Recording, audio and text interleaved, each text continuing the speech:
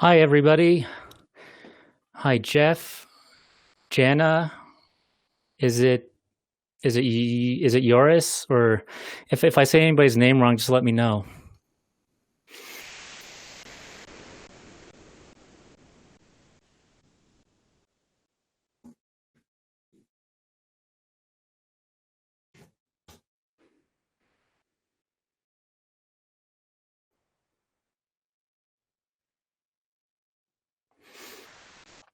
So welcome. Thank you for coming to my talk. Um, Actually, I'm sort of interested in what experience that you all have with either music or making music fonts.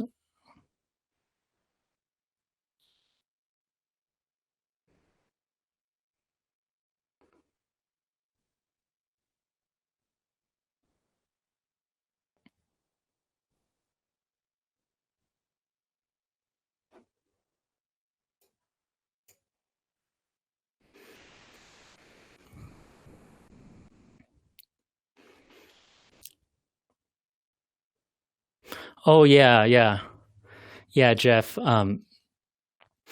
Yeah, that was too bad. Welcome, Jesse.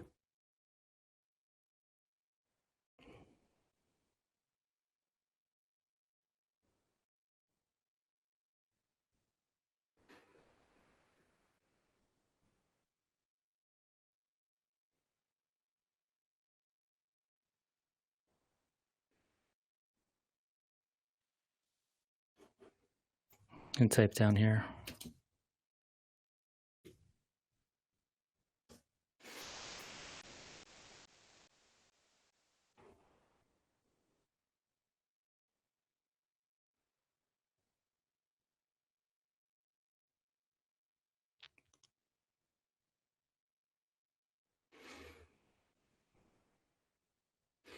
So we're waiting a couple minutes.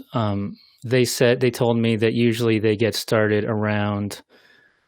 um, around about 3 minutes after. So I just wanted to wait to that, so that way people don't miss the beginning. Okay, wow.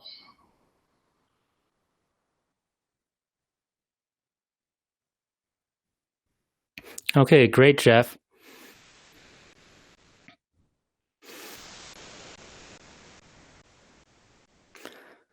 Oh, I some of these names. I'm sorry if I pronounce your name wrong. Just let me know. Welcome, Ricor, Ruben, John, Lawrence,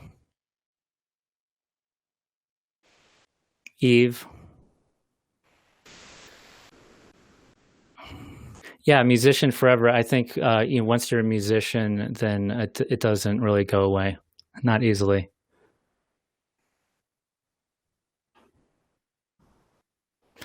Welcome, Pablo.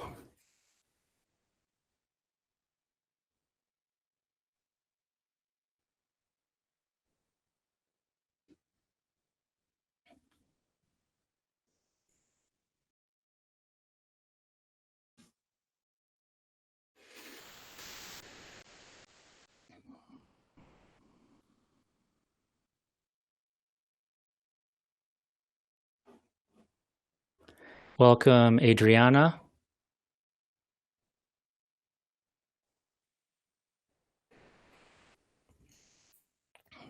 Some of you might have noticed about the title change of the talk. Originally, I wanted to do this as a workshop, and they decided it would be better as a presentation. Uh, so it's a little bit more. I tried to put as much information as I could within the time frame. Okay, so I think we are going to get started now. Let me see if I remember how to do everything here. Okay.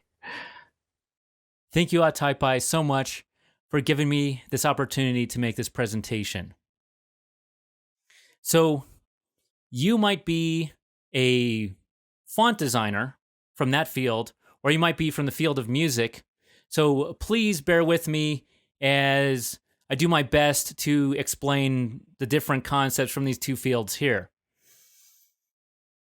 So I first became aware of this problem in 2014. I was a music engraver, and what music engravers do is they place all the notes and the text for sheet music. And so if you're a designer, you might have done things where you print out a proof and then you take a highlighter and a red pen, and then you're in bed and you're looking at the things that you might be doing the next day. So I was doing that. I was looking at my sheet music and it was not looking good. And I was thinking about why doesn't this thing look good? I've made the arrangement pretty well. I put things in the right place on the page. But then I started looking closer. I started looking closer in. And then I noted, then I started looking at the shapes, not just the arrangement of the shapes. I started looking at the actual shapes and noticed that something was wrong here. And this is what I saw. I saw that this here, that looked a bit crooked, and to me it looked a little bit like maybe a witch's nose or the beak of that kiwi bird from New Zealand. And then I noticed other things, such as some of these points here, and things were lumpy in places. Now, this is in Sibelius, and that's not to take away from the designers of this, because those were the people who created the program. They had to write thousands of lines of code. They made millions of dollars with this software. So this does not take anything really away from them. But as a designer, I thought, well, maybe this can look better. And I want to know why this happened. So if you're looking at just a basic idea of the simple answer, well, it's because they weren't designers. That's why. But I felt like there was something deeper. So bear with me a moment. And this next slide is going to seem sort of unrelated, but I'm hopefully going to connect the dots for you in a bit after that. Okay, so taking a look at musical instruments. Musical instruments, this is the precursor to the piano. This is the pianoforte, and you can see there's some weird things about it. The keys are the wrong colors, right? Those are reversed. And then things look a little bit more basic, such as these wooden boards. Everything here looks more basic. Okay, so what does a modern instrument look like? The modern piano, that is like this one here. This is a Steinway piano, 10, 11, 12, whatever feet long, $120,000, $200,000 for this piano. And the photo sort of shows that. It shows a level of refinement that the other one did not have, and even to where it's sitting on this invisible glassy white surface. Okay, so let's look back at if you look back at this one, now when you see this, well, it sort of almost looks like a Craigslist photo, although this is maybe a museum or an auction house or something like that. Okay, so level of refinement tends to go up as things evolve. And so if you are a font designer, you know how this has happened with text fonts. You know the evolution of those. Well, let's look at what is the evolution of music fonts now. Okay, we're not going to start all the way back because you have things such as menstrual, incunabula, all these different things. We're just going to go back to the time of Mozart and look at one of his manuscripts.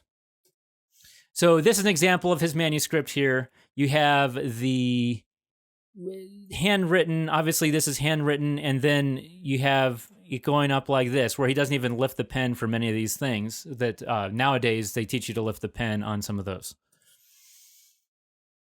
In the next printing of this, you have some weird things, which are the thicknesses on the notes are sort of wrong. They should be on here. Also, the design of the treble clef is a little bit weird. The design of this here, which is the alto clef, that is not recognizable to modern eyes, and of some of the rests. But it's gotten overall a little bit more refined. So now let's look at the next one in about 80 years.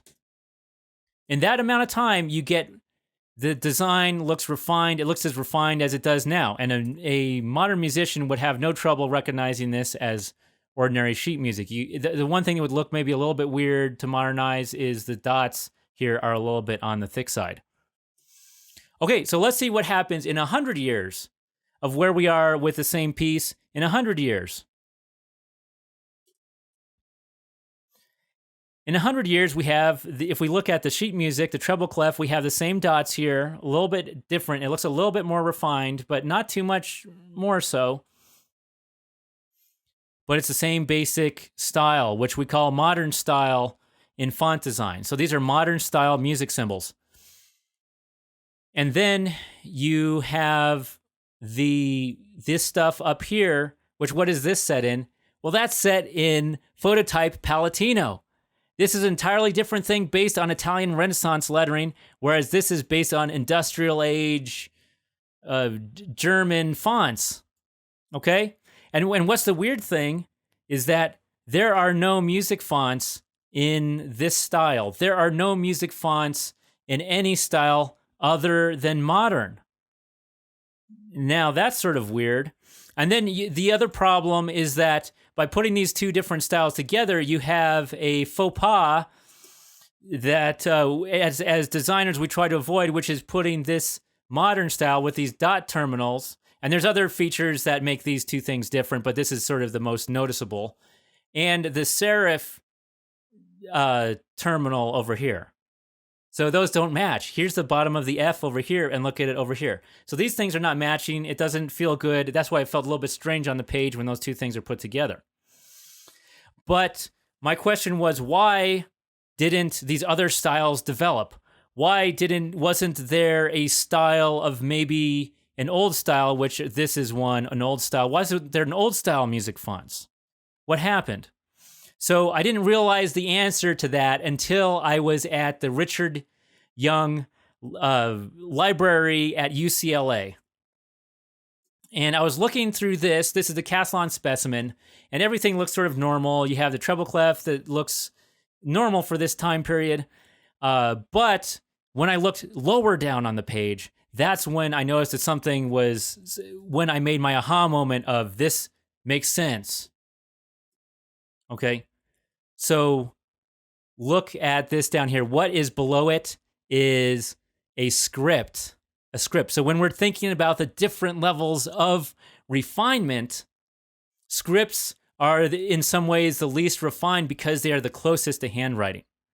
Now, even when you have a more refined script, such as a copperplate script, that is less refined in the way of abstraction. It has not reached a simpler level of abstraction because it's still related to the pen.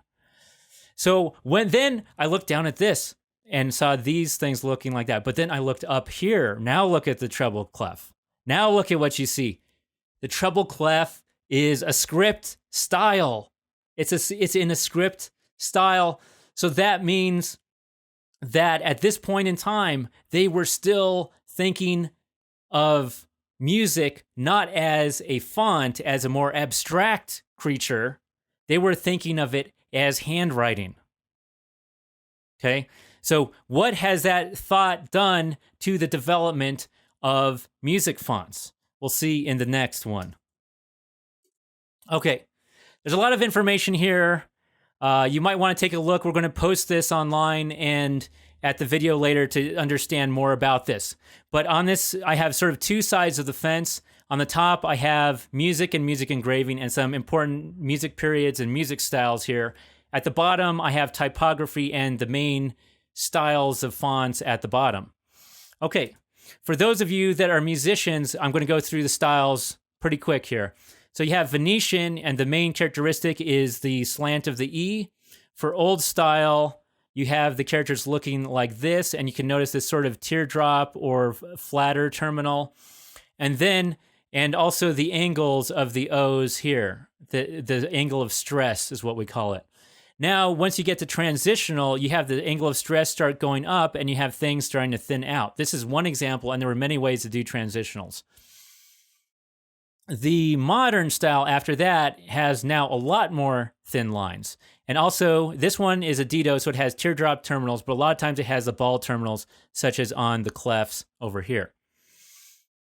Okay, so you see that as they were thinking of these things as writing, that these did not develop, and you can see that some of these sort of old style and transitional clefs still mostly looked like script. This looks like a script, but it doesn't reach that level of abstraction until much later. But by that time, everything used the dots, because in the 1800s, everything had dot terminals and had a particular way of looking. So some other weird things that you'll notice about this chart, which is every other thing, including art or music, once you get to hit the 20th century, then things just explode with many different styles, right? What led to that in type design was Morris's golden type with the arts and crafts movement, and we'll talk about that a little bit more later. And then fonts exploded into many different styles. Here I just show one of them, which is the neo-grotesque, is a type of sans, which does not have the serifs at the ends, which are the decorative finishing strokes. So, but look what happened with music fonts. Same basic style for at least 150 years. Same basic way that music looks. Now, so what happened there? What is it? Well, one way that you might think of it is maybe these dots, and the way this looked was seen as such an essential part.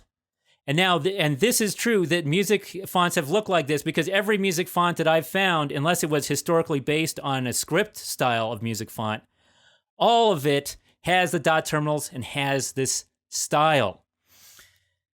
So, and we'll talk a little bit more about that at the end, because that is the big takeaway from this talk. Okay, so now we get to the next thing of how do you solve this? How do you solve it as someone who puts together sheet music? Well, the first thing is take the text. The obvious thing is, since all music styles are in this modern style, well, use a modern style text, because there are many different types of text, alphanumeric fonts to choose from, right? So match that. And that's had great results. Here's an example from 1926. And this is beautiful. I can't talk all about the typographical nuance, but you see that with music, you have you can have very complex typographical situations. But here's the other one that was not done, which was, what if instead of making all of the music fonts in the modern style, what if we redesigned the music fonts to match the alphanumeric fonts? And this has not been done. Okay, so some examples of that. Here's one. This is now historically based. And what we did is we took a Bodoni text font here at the top and around, and we used Bodoni's actual music style. But then what you do is you modify it, you refine it, and you make it look more familiar to modern eyes who are used to seeing those symbols of the bass and the treble clef. And so a person seeing this might think, okay, this looks a little bit different, a little bit strange, but they wouldn't have any trouble recognizing, okay, this is treble clef and this is what I play here. It's nothing out of the ordinary. They're able to recognize the symbol. Another thing is that arts and crafts movement in the 1890s that we were talking about. So that's something that, okay, there my pen comes up. Okay, so that is something that has not been done. So, and the reason that the arts and crafts movement itself blew everything open was because once he designed these black letter fonts for Chaucer, that sort of opened up everything. Well, if you can design it based on stuff that's 400 years old, then maybe you can design it based on anything, or even make up your own new designs. So that's what happened in text fonts, but that did not happen in music fonts. So here's an example of a black letter clef that we designed that might be recognizable to people nowadays. So that's one way that you could do it. Okay. Besides that, another thing that was missing was the more modern style of fonts was missing from the music repertoire. So there's no such thing as a sans music. So, but what if you made a sans music style, and that is the one that looks like these letters? What if you made that, and is that possible to make with music? And yes, it is possible. This is what something like that might look like. And you can see here that it retains, this is pretty conservative, and it retains a lot of the characteristics that people are familiar with. And it might be a thing to be conservative for now. It's to help with recognition. And this takes some cues from Albert Jan Pool's Imperial, which is a Roman sans. And then when a font designer makes a sans, the next thought is, well, what if we made a bold of that? Well, that's also possible. So here's an example of a bold style music font here. And that's taking the same one and thickening that up.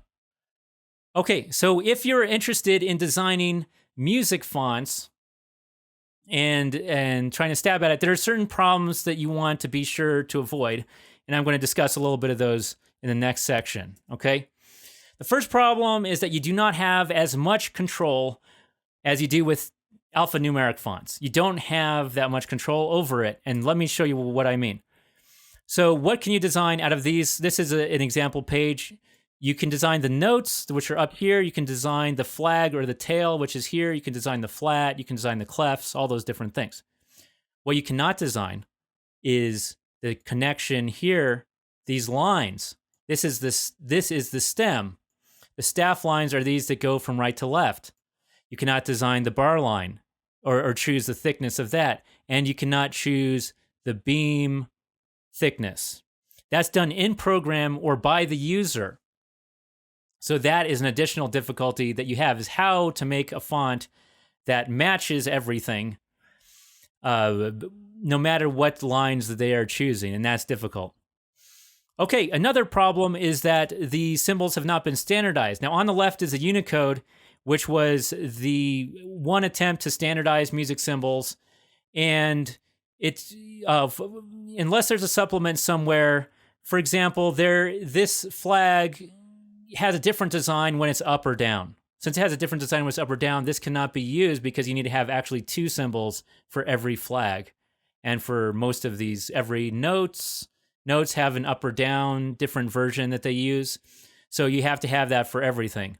So what one program did, which is Dorico from Steinberg, is they use, you might recognize this as the private use area of Unicode.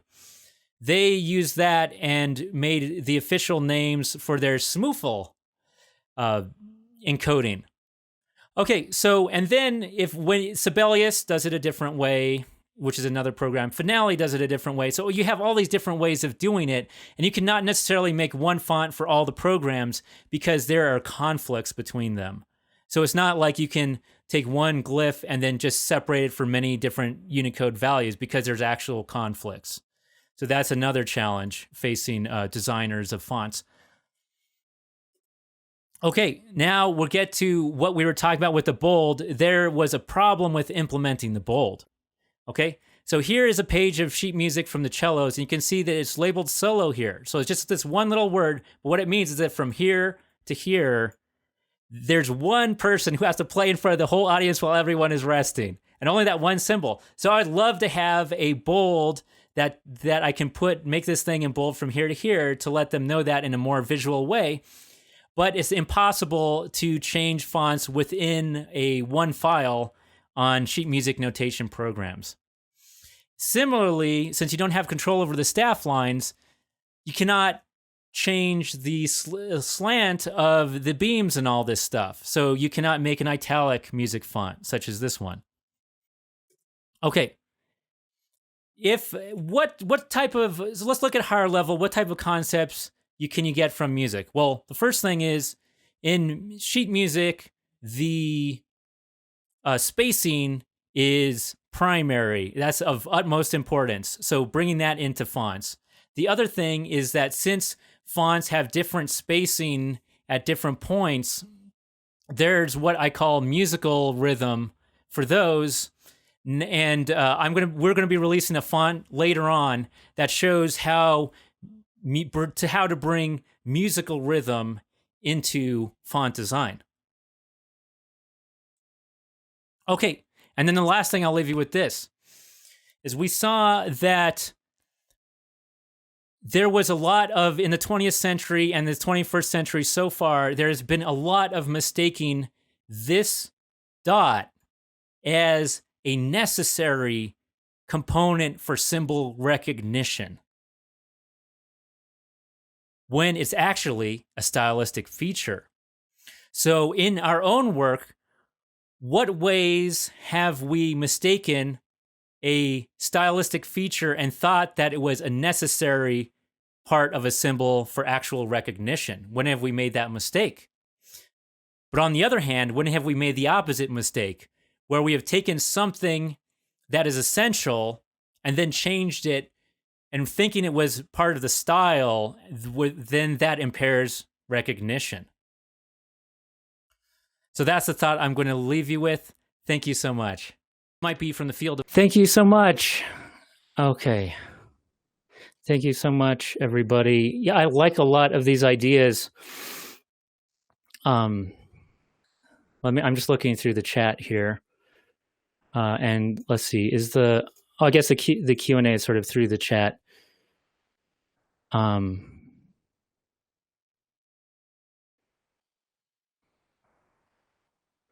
me look up at one.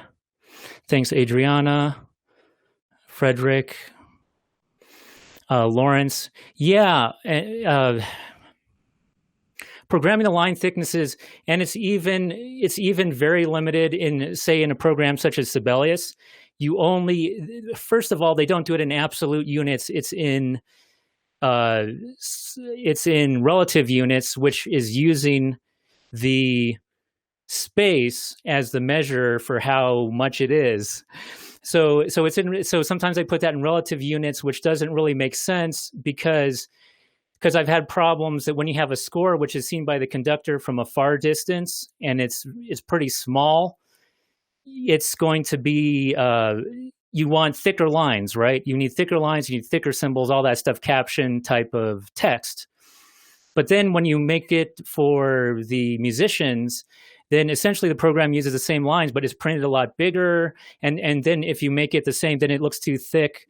So even the nuance is not there to even do simple things of make lines a little bit thick, and the font designer doesn't have any control over it. So what I've had to do in order to get good results is to, and this is something that I had wanted to show if I was going to do this as a workshop, was to show how I use some common symbols such as the space bar, and I actually put the staff lines in there, and so you can get an idea. When you see the staff lines, you can see exactly how it would look at different sizes, and so I just make that part of my optical axis. Okay, let me take a look down here. Oh yeah, and the italic is Erman Zapf. Those are really cool. I love that. I wish that something, I mean, other than importing everything and basically just drawing it into Illustrator, that would be the only way. Rodrigo, yeah, talking to the software makers. That's something that we're looking to do, and I was really happy to have this to have this presentation accepted, because that's going to hopefully help bring some attention to how much better it can look. That music is one of those things that is really far behind in the way that it looks, and so hopefully this brings more attention to that. And I would be interested in, I don't know that much about Amstelver Robotoflex, so I'd be interested in talking about that and learning more about that one.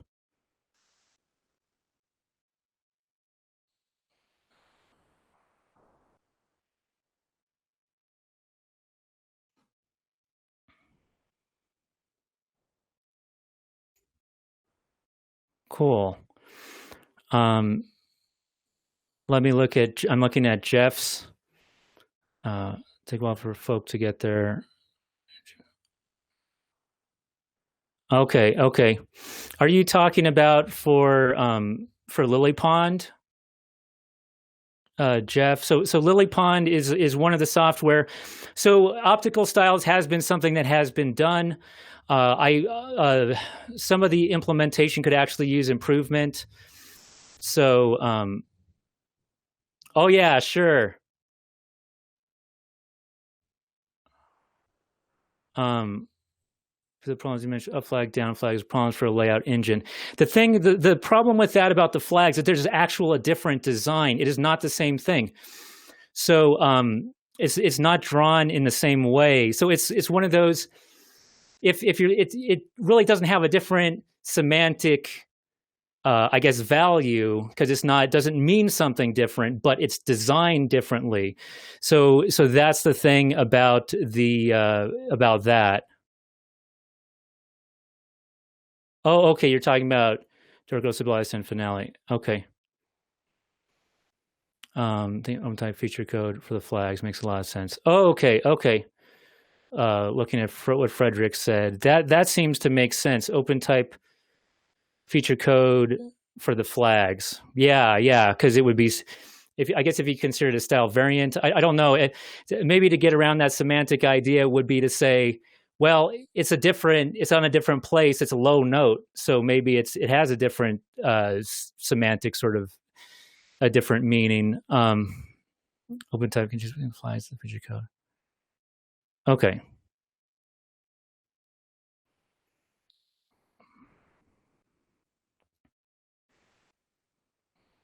Different glyph with the same Unicode. Okay. Okay, cool. Thanks. I'm going to look over now at the Q&A area. Oh, okay. Oh, oops. That was Frederick posting over there. Sorry, I missed that. Yeah, yeah. Okay. Okay, thanks, Frederick. I appreciate that. Okay. Let me see if there's any other questions.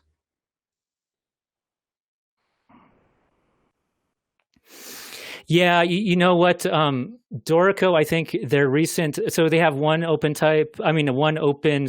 source font, which is Bravura. I think that's at 16,000 symbols. So you have a lot of, so in the 20th century, you have sort of an explosion of types of musical symbols, which in my own music engraving work, I have not found as much of a use for because I'm sort of doing classical and orchestral pop and things like that. But you had a lot of, there's a Stone, I forget his first name, but there's one 20th century music notation. So Stone added a ton of symbols into there. Different 20th century composers add a lot of different symbols, and sometimes they sort of mean the same thing. So the fact that music symbols just haven't been standardized across all genres because composers have been in experimental mode for the last 100 years, that creates problems with just how some people do it. So one thing that I used to do, for example, is that each percussion symbol, sometimes they put a mallet. So you'd have a little mallet, which is a little yarn mallet for a xylophone or something. And it'd be a little ball with a stick stuck to it. And then you would say, if you wanted a hard mallet, it would be a filled in circle at the end. If you wanted it sort of medium, then it would be half filled in. And if you wanted it soft, it would be open. But I found you had to have all these keys at the beginning of a piece and no one knew what you're talking about. So it's just easier to write in, just play with soft mallets or whatever stuff like that. So let me take a look at the next question.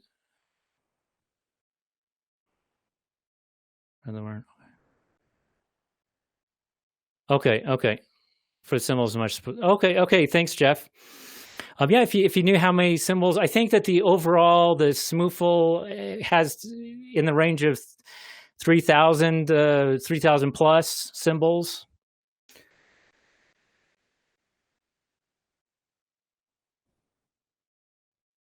Sorry, Adriana, I missed your question.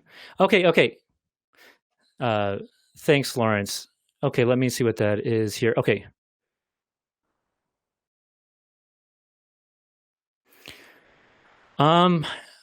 Does it happen in math? I mean, I think it did in the past because of the just sort of. I'm thinking of how when digital fonts were first newer, how people sort of copied the Times Roman. You know, if it was a serif font, right? Then you copied all the Times Roman math symbols into each font, or if it was a sans, then you copied everything from Helvetica and you brought that over, right? So something. So math fonts might have some things, but I think that since font designers have actually designed, I think you have designers on those types of problems since the math sets are part of the standard, some of the Latin prose standards and all those things. I think that's why you didn't have as much of a freezing of that, because then they would draw that in a different way. But it was really weird when I was first looking at this, before I knew that much about font design or about pairing fonts or something like that. I thought that you were supposed to have dots when you had a palette. I thought the Palatino was supposed to be with it. And the really telling thing is that the Bible for music notation is behind bars, and everything they mix the modern style treble clefs and bass clefs and flags and all that stuff is matched with Palatino and Times Roman, and that's basically what they use.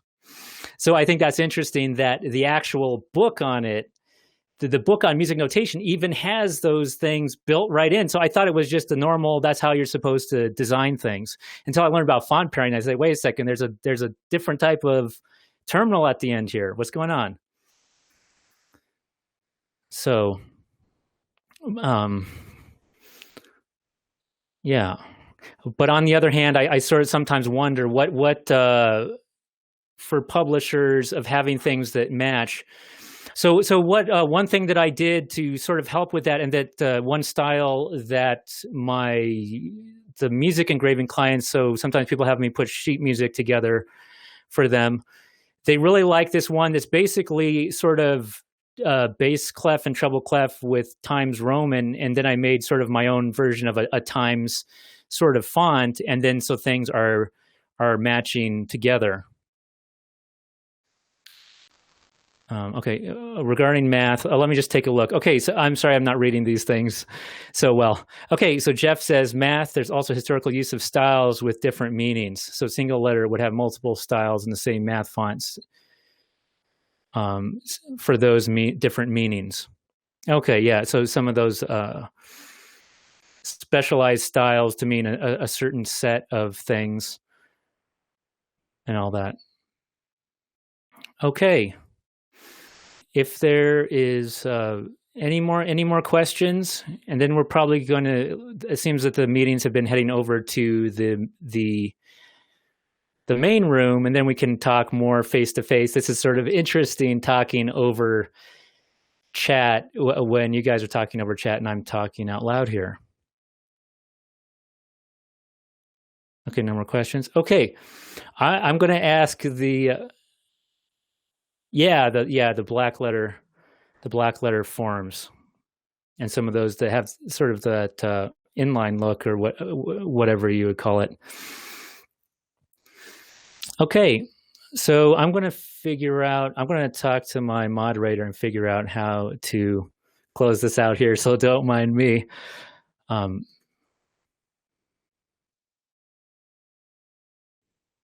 See, I'm probably going to just. So thank you, everybody. Thank you so much for coming. Hope to see you in the room to talk about this more. Thanks so much.